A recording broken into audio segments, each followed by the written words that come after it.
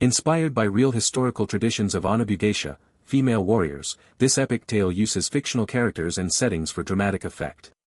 The ash of betrayal rose before the dawn. In the shadowed halls of Castle Okabe, a cry of alarm rang out.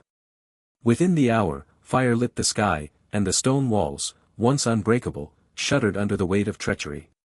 Lord Okabe Yashinari, a daimyo, feudal lord, known for his loyalty to the Ashikaga, had been betrayed from within. His most trusted general, Hoshino, had opened the gates to the rival Miyake clan. Samurai fell beneath the clash of steel. A shigaru, foot soldiers, caught unarmed at the morning meal, either fled or died screaming. Archers were cut down before they reached their towers. The wind carried the sound of war horns and the stink of burning lacquer. Within the inner sanctum, Lady Kid Okabe stood in defiance. She wore no silk. Her armor bore the plum blossom crest of her house, darkened by soot. A yari, spear, gripped tight in her hands, she took her place beside her lord, her husband. Behind them, a few loyal retainers held firm, forming a final wall between the family and the invaders. "Take the air and flee," Yashinari urged, his voice calm but final. Kid turned, her eyes burning. "I will not run from a traitor. Not from him." Steel crashed outside the chamber doors. From the smoke emerged General Hoshino, once a guardian to Kid in her youth, now clad in enemy colors. Kid charged. Her yari met his blade with a shriek of iron. She moved like the wind, 3 Miyake soldiers fell, pierced or battered before they could draw breath. But Hoshino was experienced, cunning. He stepped aside, his counter swift and deliberate. He whispered an apology only she could hear, then struck with the butt of his blade. The world went dark. Kid awoke among corpses. The fire had dimmed, its embers licking through the remains of the hall. Yashinari's head was gone. The family shrine lay shattered. Her name, her honor, her home, erased. She stumbled outside the ruins as snow began to fall, mixing with the ash. A lone horse wandered among the dead. She took it. Lady Kid was no longer a samurai. She was now a ronin, a masterless warrior. For days she wandered through the forest, driven by shame and fury. At the riverbank, she burned what remained of her formal robes. She cut her hair short and fashioned a traveler's garb from scavenged cloth. Her only keepsake, the ornamental hilt of her husband's sword, found beneath the ashes. She visited the graves of her ancestors, the tombstones cracked and scorched. There, beneath a full moon, Kid swore an oath. No grave will remain unavenged. No lie will go unburned. The Okabe shall not be forgotten. The wind howled through the valley, as though the spirits heard her vow. She saddled the horse and turned south. Her blade would find the truth, and deliver judgment. In the borderlands of Mikawa, Kid moved like a ghost. The people of the villages, once bowing to her house's banners, now looked away when she passed. Ronin were pitted at best, hunted at worst. For a woman of the warrior class, the shame was doubled. Even among the dishonored, she was an outcast. She traveled on foot, her armor hidden beneath straw cloaks, her face obscured. When she slept, it was under trees or beneath eaves during heavy rain. The land had turned cold, and the roads bore the tracks of armed patrols. She avoided them all. Kid did not seek sympathy. She sought answers. From border towns and broken hamlets, she listened for rumors. Word of Hoshino's rapid ascension within the Miyake court drifted like smoke. He had been named chief strategist and placed in command of a fortified province near the eastern shore. Some claimed he now consorted with foreign merchants. Others said he held feast nights while farmers starved. But Kid knew Hoshino. He was not driven by greed or pleasure. He wanted control. More troubling were whispers of the crescent fong, a sigil left on broken banners and seared into captured village gates. It appeared wherever opposition fell swiftly and mysteriously. No army marched openly under its sign, but those who carried it worked from shadows. Kid began her training anew. She found refuge in the rocky hills above Enshu, where the wind tore through narrow gorges. There, she adapted her yari, spear, for balance and reach. She carved new grips into its shaft and practiced striking while leaping from rocks. She studied the land. Streams that vanished into caverns. Trees that bent to hide trails. She learned to listen to birds for signs of patrols. To measure time by the way fog clung to the peaks. She sought out an old weaponsmith in a nameless valley, a man who had once served her father's army. With flint and fire, he reforged her spear's blade, making it lighter, sharper. You wield it like a blade, he said. But think like a storm. One snowy dusk, Keed took shelter in a crumbling shrine. There she encountered an old monk named Saito, robed in white and carrying nothing but a walking staff and a scroll satchel. He claimed to have once served Lord Okabe as a record keeper. Over bowls of barley gruel, he spoke of secrets hidden in the family scrolls, of letters written in verse, encoded with patterns drawn from ancient poetry. He warned of a deeper treachery behind Hoshino's coup. If you would know the truth, he said, start at the place of your wedding. Not where you loved, but where the marriage was forged.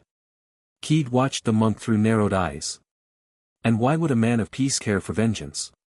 Sato's smile faded. Because justice does not sleep. And neither do ghosts. When dawn broke, Saito was gone. But his words remained. Keed descended from the hills with new resolve. The past would speak. And she would be ready to listen, and strike. The shrine near Ise lay buried in the arms of a forgotten forest, where pine needles dulled even the sound of footsteps. Its path was swallowed by underbrush, the torii gate half-rotted and tilted like a broken crown. Keed arrived in disguise, clad in a traveler's cloak and bearing a walking stick in place of her yari. She studied the shrine from afar before approaching, its faded paint, the cracked tiles, the stone fox guardian with moss-covered eyes. Once, this was the site of her political marriage to Lord Okabe Yashinari. A union of strategy, not love. But it had grown into something stronger. The air was thick with memory. And danger. She was not alone. A figure stood in silence near the steps, tall, cloaked, a bow across his back. His posture was relaxed, but the way his hand never strayed far from his hip betrayed a trained warrior's readiness. I thought I was the only one who remembered this place, he said. Keed replied without lowering her guard. That depends on what you came to remember. The man introduced himself as Takeda Riku, a former scout of Clan Okabe. He claimed to seek vengeance against Hoshino. His tone was calm, his gaze sharp. But there was something measured in his speech, something Keed did not yet trust. As dusk fell, they shared a silent meal near a sheltered alcove of the shrine. Both kept their weapons within reach. That night, neither truly slept. By morning, they uncovered what they had both come for. Beneath a loose floorboard at the altar lay a sealed scroll tube. Inside was an encoded message written in the poetic script of the old court. It bore Lord Okabe's seal. Keed recognized the structure, a verse mimicking a love poem, but in truth, a code. With Sato's earlier words in mind, she translated it. It revealed a conspiracy. Months before the fall of House Okabe, Hoshino had been corresponding with envoys of a rival faction within the court, men who sought to remove daimyo seen as loyal to the Ashikaga. Their symbol, a crescent fawn. The scroll named 3 others by title. It warned of an imminent betrayal. Keed's hand trembled as she rolled the parchment closed. The betrayal had come. And her husband had known. That night, she found Riku rifling through her satchel. She drew her short blade. Looking for something more than vengeance. He raised his hand slowly. Only answers. The same as you. Keed spared him. But her voice was iron. Cross me again, and I'll finish what this war started. Riku chuckled. A lady Ronin with fire. I'll remember that. Later, he admitted he'd once ridden beside Hoshino in a border campaign. He had seen firsthand how ambition poisons loyalty. I walked away before it burned me. But not before it left its mark. At dawn, Keed etched a symbol onto the shrine wall, an eye above a broken blade. Her mark. They departed together, neither ally nor enemy. The road ahead would test both. The village of Yamagata lay sunken between foothills, where mist curled through the thatched roofs like fingers searching for secrets. It had once been prosperous, known for its tea and silks. Now it was a way station for the desperate. Refugees, deserters, and spies drifted through its broken gates like ghosts with nowhere left to haunt. Keed and Riku entered under false names, posing as weary travelers. Their coin was scarce, but their eyes were sharp. They rented space in a crumbling storehouse near the edge of town and moved by night, listening. In a village tavern, Keed posed as a mute servant while Riku played the disarming drunk. Over spilled sake, he drew out the rumors: Miyake troops massing on the coastal roads, a Shigeru, foot soldiers, raiding farms for grain, and a masked rider delivering sealed orders to various outposts. The symbol on those seals, a crescent fawn. That emblem had now become a phantom sigil across the provinces. Those who asked too much about it disappeared. Villages that resisted it were erased quietly, with no fanfare, no battle. Keed found maps among the village records, quietly noting supply routes and terrain. The caravans carrying Miyake arms and food followed predictable paths. She began planning. With Aoi, a silent teenage girl whose brother had been conscripted by the Miyake, Keed mapped escape routes, hidden gullies, and fallback positions. The girl, young but determined, proved adept at reading movement and shadows. "I watch more than I speak," Aoi said when Riku questioned her. Keed nodded. "A good habit. Especially when snakes speak sweetly." Under the cloak of fog, they executed their first strike. A Miyake supply caravan crept along a narrow ridge just after dusk. Keed had earlier set fire to a field to the south as distraction. Riku disguised a stolen cart as a decoy, laden with loose rope and rusted barrels. Aoi hid along the slope with a signal flare. When the caravan neared the trap point, Keed and Riku struck. Smoke blinded the lead horses, the decoy cart was pushed over a shallow bluff, and Keed used her yari to knock down the first guard silently. The chaos sent the Miyake soldiers scattering. By the time they regrouped, their supplies were gone, and 3 of their number lay tied to trees with scrolls pinned to their armor, "For the house that endures." Later that night, Keed showed mercy to a captured Shigeru. Bruised and frightened, he revealed something chilling: Lord Okabe's heir was alive. Hoshino held a boy in a fortified monastery, hidden by false priests. The boy was being raised not as prisoner, but as future leverage. The cost of the attack: exposure. The crescent fawn would now hunt them. The next morning, a Miyake scout was seen questioning villagers. A warning. Riku insisted they move on. Keed disagreed. "Fear can be sharpened," she said. "Let them feel ours." In the dirt outside the village, Keed etched a message into the ground: "We remember." It was gone by midday, wiped clean by boots. But not unseen. The road to the mountain outpost was treacherous, thin as a thread and carved into cliffside. The trail twisted through dense fog and crumbling ledges. It was said to be cursed, and few dared climb it except in dire need. Keed and Riku moved cautiously, always scouting ahead with a signal whistle tied to her belt. The outpost, known as Fort Tetsuda, had once flown the banner of House Okabe. Its retainers had sworn oaths of loyalty that reached back 3 generations. They hoped to find shelter. Perhaps even allies. But as they approached the outer walls, Keed noticed something off. The gate, though seemingly abandoned, bore no dust. The sentry platform had fresh scuff marks. Inside, the barracks lay quiet. Too quiet. Aoi spotted it first, a fresh trail of boot prints in the snow. Keed ordered silence. Within minutes, it became clear, they had walked into a trap. Saito, the monk they had once trusted, stepped out from behind a wall, flanked by armed men wearing Miyake armor stripped of insignia. "You always did come when the past called," Saito said, not unkindly. Keed's eyes narrowed. "You sold the shrine's secrets. And now us." "The Okabe are dead," he replied. "What remains is a burden. One I no longer carry." Riku reached for his bow, but Keed raised a hand. "He's not worth the arrow." The trap sprang. Men poured from side buildings. Keed's group fought fiercely. Riku loosed arrows with deadly speed, Aoi darted between crates and struck with a stolen blade, and Keed herself used her yari like a whirlwind, disabling rather than killing. But there were too many. She signaled retreat. Aoi threw a pouch of powdered ash into the brazier, casting a blinding white cloud. The trio slipped through a half-collapsed wall and fled into the snow. Keed led them up the slope and into the forested ridge where the ground turned slick. She remembered the ravine to the north, a trap laid by nature. Pursuers gave chase. Keed led them onto the frozen creek.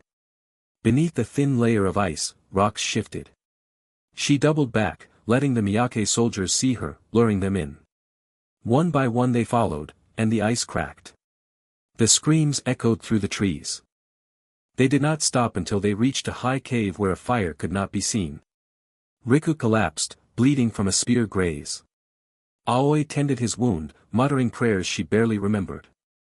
Keed stared into the flames they built, her face calm but pale. This wasn't just betrayal, she said. It was a message. She unrolled a parchment taken from a fallen soldier. It bore Hoshino's seal and an emblem she had seen once before, a scroll over a dagger, the sign of the secret court. The court moves against us now. No more shadows. They've drawn a line. Riku coughed. Then we cross it. Keed nodded. Justice was no longer the goal. It had become the path. And she would walk it to its bitter end. The journey south to Kakagawa took 6 days. Snow gave way to slush, then to mud as the cold loosened its grip. The land changed with the climate, villages grew denser, walls thicker, watchtowers more frequent. Keed wore the cloak of a merchant servant, Riku posed as a guard for hire.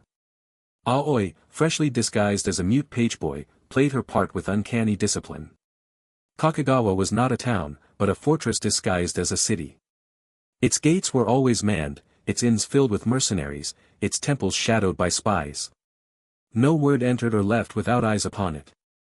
Within these walls, the Miyake operated an outpost critical to their war machine, a center for logistics, court messages, and noble correspondence.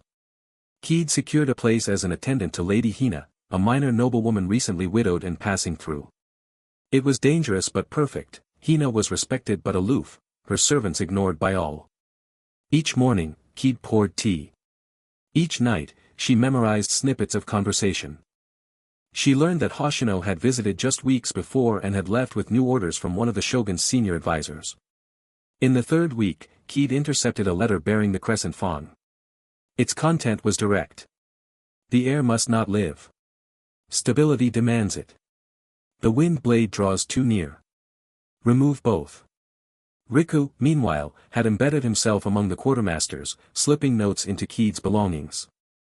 From him, she learned of poisoned grain shipments, court bribes disguised as textile crates, and a silent reshuffling of command in the east. Their time was limited. Riku proposed a strike.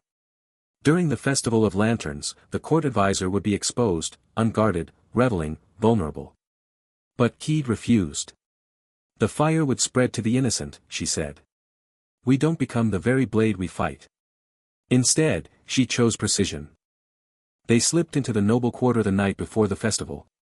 In the court advisor's room, they left no blood. They carved only a message. Justice sees through masks.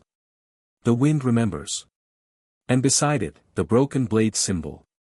The next day, panic rippled through the court. The advisor fled to the capital under guard.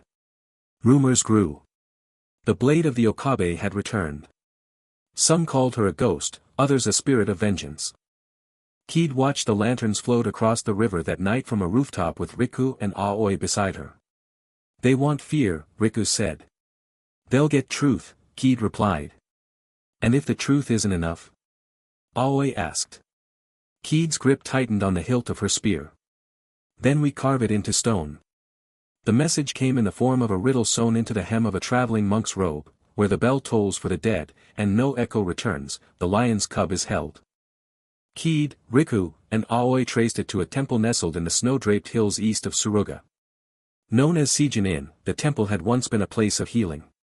Now, under the control of false priests loyal to Hoshino, it was something else entirely. They arrived under cloud cover, posing as pilgrims seeking blessing for the spring planting. Masaru, the boy heir, was inside, they confirmed through bribes and silent observation.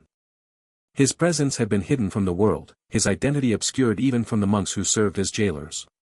The boy believed his parents had abandoned him. Keed saw him during a public prayer. He sat apart from the others, his head bowed, his hands still and precise. A memory surged in her, the day of his birth, when she had whispered his name into the wind. Riku and Aoi prepared the escape. Kiid memorized the guard patterns. They waited for a storm, an old mountain trick. Thunder to mask footsteps, lightning to blind. When the night came, they moved. Kiid used a hidden ridge trail to reach the rear of the temple while Aoi scattered caltrops behind the stables. Riku climbed the outer wall with a grappling hook made from farming tools. Inside, Masaru's room was guarded by 2 monks with swords. Kiid dispatched them quickly, one with the haft of her spear, the other with a blow to the throat. The boy backed into a corner, trembling. "I am Kiid," she said. "Your mother's blade. I swore to protect you." He hesitated, eyes wide. Then, silently, he nodded. They moved quickly, slipping through prayer halls and down into the crypts. From there, a forgotten tunnel led to the edge of the mountain path. But the alarm had been raised. The false abbot, a man once trained as a warrior, blocked their path with 6 guards. He carried a blade marked with the crescent fawn. Kiid stepped forward. "You serve a master who feeds on silence. I bring thunder." The fight was brief but fierce. Kiid lured them into a narrow stone corridor where numbers meant nothing. Riku struck from above. Aoi set off a small pouch of flash powder. They fled into the night, Masaru wrapped in Kiid's cloak. Later, around a small fire deep in the forest, Masaru wept. "Why did they lie to me?" Kiid placed a blade in his hand. "Not for revenge," she said. "To remember. To guard what others forgot." He did not speak again that night. But he kept the blade close. Spring returned to the valleys, but the warmth brought little comfort. The trio moved Masaru into hiding, first with loyal farmers in Hamamatsu, then under the care of a retired swordsmith near Lake Biwa. Each stop was layered with misdirection, each ally sworn to secrecy. Kiid knew that if Hoshino or his allies learned of the boy's survival, they would send assassins without hesitation. The court still believed Masaru dead. It had to stay that way. But war stirred. Bandit lords once neutral now pledged themselves to Miyake gold. Merchant guilds were bribed to shift food to Hoshino-controlled towns. Kiid read it clearly, a war was coming, not of swords, but of starvation and silence. She gathered maps. Traced lines of supply. Then made her choice. Strike now, risk a direct confrontation, and with it, open war. Or move like wind, cutting out the roots of Hoshino's power until his tree fell under its own weight. Kiid chose wind. They began with deception. Riku approached Hoshino's camp under a false name and false orders. His charm and skill won him trust. Soon he commanded a unit of Ashigaru assigned to patrol the rice fields of Komine province. Meanwhile, Kiid spread forged documents suggesting the shogun's anger toward Hoshino. She paid drunken nobles to repeat fabricated rumors. She turned 2 minor lords against each other with forged marriage contracts. Each piece seemed small.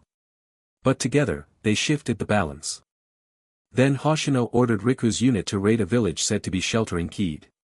Riku warned her in a secret message hidden in a rice parcel, "Strike at dusk. Signal with birdsong." Kiid refused to run. With Aoi's help, they turned the forest pass into a trap. They hollowed logs for avalanche triggers. Dug false trails through bogs.